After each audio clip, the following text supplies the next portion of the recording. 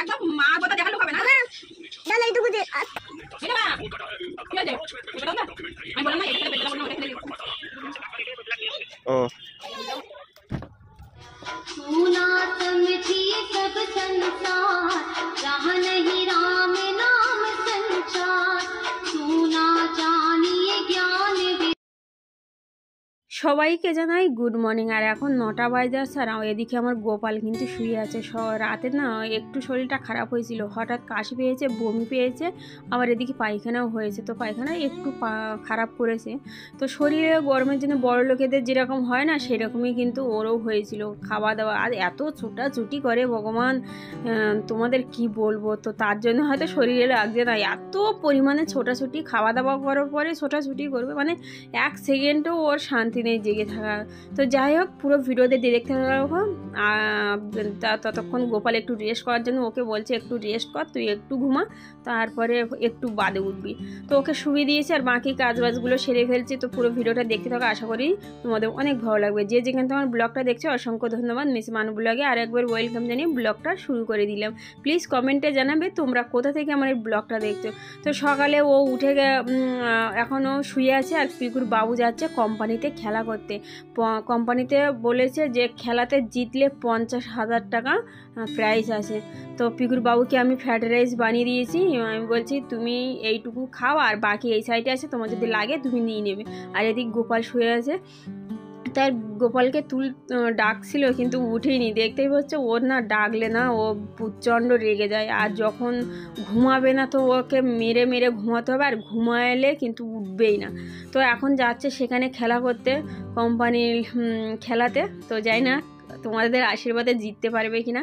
তো পিকুর বাবু চলে গেলে আমাদের পিকুকে ডেকে ওর ফ্রেশ করার পরেই আমি খাওয়াতে বসাচ্ছি। ওর জন্য বানিয়েছিলাম খিচুড়ি, কিন্তু দেখো ও ফ্রাইড রাইসটা নিয়ে বসে পড়েছে। ওর বাবু যে ফ্রাইড রাইসটা রেখে গেছে ঠিক ওই ফ্রাইড রাইসটা খাওয়ার জন্য আমাকে ওরকম করছে রেগে। আমি বলছি না তুই খিচুড়িটা খা। তো যাই হোক, 3 জনের জন্য একটু ডিম, অনেক দিন ডিম খাওয়া হয়নি, তো ডিম সেদ্ধ আর একটু চানা আর সেদ্ধ করে বসে পড়েছি খেতে সকালে। আর একটু চাটা এখন যা ওয়েদার, একটু চা হলে সকালবেলা আর কিচ্ছু লাগে না, এমনি যে নেশা তা নয়।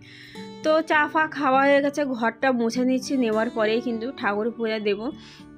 তো যারা কমেন্ট করছো যে দিদিভাই তোমরা কেন রোজ রোজ ব্লগ দাও না, তো সত্যি বলবো ক্যামেরা ধরার লোক নেই, আর একটাই ঘর তো কি আর ব্লগ দেবো ডেলি ডেলি, সেই জন্য আর ভালো লাগে না। বাপের বাড়ি যাচ্ছি কয়েক মাস বাদে, তো সেখানে গিয়ে ডেলি ব্লগ দেওয়ার চেষ্টা করব। আশা করি তোমাদের অনেক ভালো লাগবে। যে ভিডিও দেখতে চাও প্লিজ কমেন্টে জানাবে যে তোমরা কি কি ভিডিও দেখতে চাও।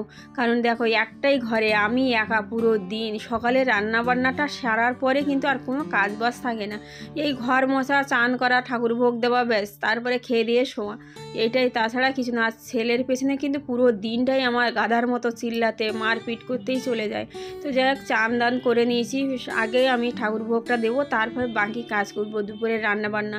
তো সেই জন্য ভাবছি যে রান্নাবান্না তো খাওয়া দাওয়া তো হতেই থাকবে, তো ঠাকুরের পূজাটাও কিন্তু সময় চলে যাবে, কিন্তু দিতেই পারবো না। তো ভাবছি আগে চান করে পূজাটা দিয়ে নিই, তারপর বাকি সকালের খাওয়া দাওয়া, ঘর মোছা সব কিছুই তো হয়ে গেছে। তো সেই জন্য ভাবছি যে পূজাটাই আগে দিয়ে নিই।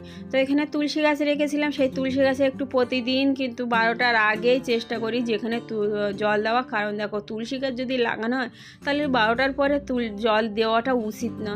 তো সেই জন্য চেষ্টা করি 12টার আগেই পূজাটা দেওয়ার।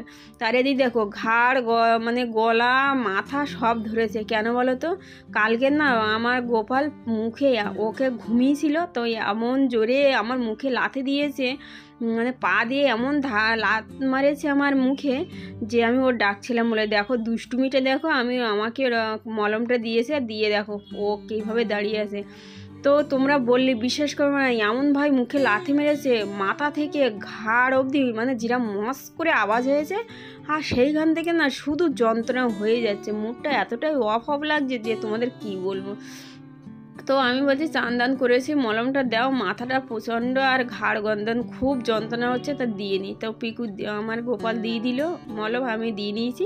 এবার রান্নাবান্না কি করব সে তার জন্যই বসে পড়েছি। আজ না সত্যি আমি কথা বলতে বলতে সবার সঙ্গে করতে করতে এতগুলো রান্না করেছি। আমার পিকুর বাবু বলছে তুমি এতগুলো রান্না কখন করলে গো? আমি বলছি সে ছুটির দিনে তো এটা রান্না করব ওটা রান্না করব, করতে করতে 3-4টে রান্নাই হয়ে যায়। আর কেউ যদি বাড়িতে আসে তারাই বলে তুমি এতগুলো রান্না কি করে করবো? তো সত্যি বলবো এটা করতে ওটা করতে আমি না 7-8খানা রান্না করে দিই। আমি এখানে বলে না, এখানেও কেউ আসলে আবার ওখানেও বাড়ি বাপের বাড়িতে থাকলেও ওইরকমই আমার কাটতে কাটতে সবজি কাটতে কাটতে আমার ওইগুলো হয়ে যায়।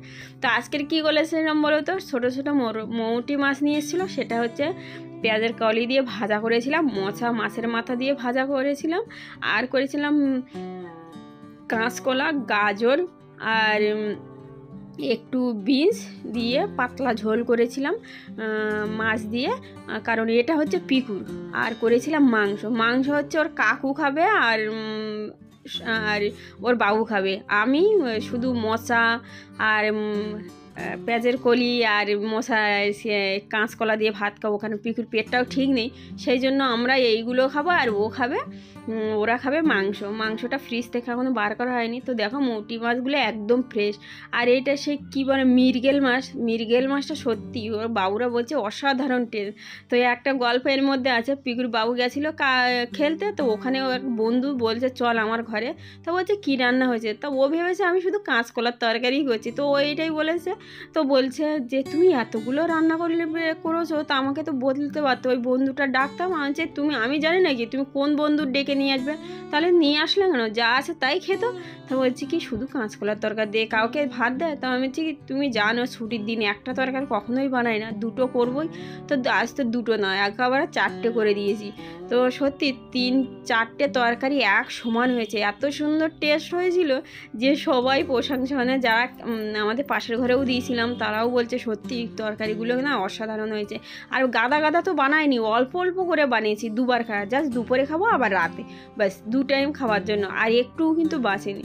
তো যাই হোক এই সবজিগুলো কিন্তু আমরা কিনে নিয়েছি। আর বাড়ি গ্রামে গেলে কি বলো তো, গ্রামের খেত বাগান বাড়ি থেকে সবজিই কিন্তু হয়ে যায়। আর আমি না বাপের বাড়িতে গেলে সবজিটা খুব কম কিনি, শাক এটা ওটা আমি না কুড়ি রান্না করি। আর বাবা বলে সত্যি তুই না সব কিছু না সব জায়গা থেকে কীভাবে পারি সেগুলো। আমি বলি যে আমরা ওখানে তো শুধু কিনেই খাই, তো সেই জন্য ভাবি যে গ্রামে আসলে গ্রামের মতোই করেই চলবো আর গ্রামের মতোই করেই খাবো।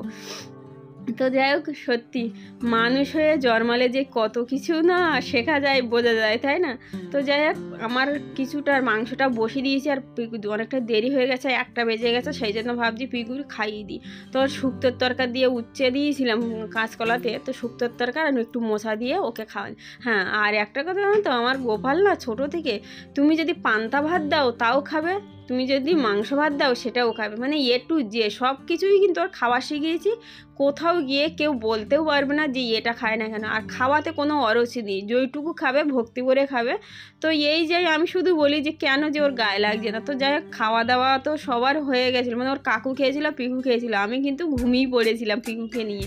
নেওয়ার পরে হঠাৎ উঠে দেখি 3:30 বাজে, তো ফটাফট একটু খেয়ে নিয়েছি। পিকুর বাবু এসেছিলো 4:30-র সময়, তো ফটাফট খেয়ে একটুখানি পান ছিল কালকে রাতে, ওর বাবু হঠাৎ দেখি পান নিয়ে এসে, আমার কিন্তু নেশা নেই, কখনো মাছ গেলে একটু খেতে ইচ্ছা করে, তো নিয়ে এসে সেটাই একটু খাচ্ছি, খেয়ে শুয়ে পড়েছি। তো পিকুর বাবুকে ফোন করলাম যে তুমি কোথায় কখন আসবে, তা বলছে আমার আসতে 4:30 বেজে যাবে। তো যাই হোক পিকুর বাবু যে 50,000 টাকার খেলা খেলছে সেটা হচ্ছে ফাইনাল, কিন্তু আজ না 26শে জানুয়ারিতে ফাইনাল হবে, আর তখনই কিন্তু জিত হারটা বোঝা যাবে, আর পাচ্ছে কি না সেটাও তোমাদের বলবো। তো যাই হোক বিকালে ঘুম থেকে ওঠার পরে একটু চকলেট খেতে খেতে যেই না ছাদের দিকে এলাম, দেখলাম সবাই ঘুড়ি ওড়াচ্ছে। তো এখানে আর দাঁড়াতে পারলাম না, ভাবলাম ঘরে যাই, বাচ্চাদের পাশে কি করব।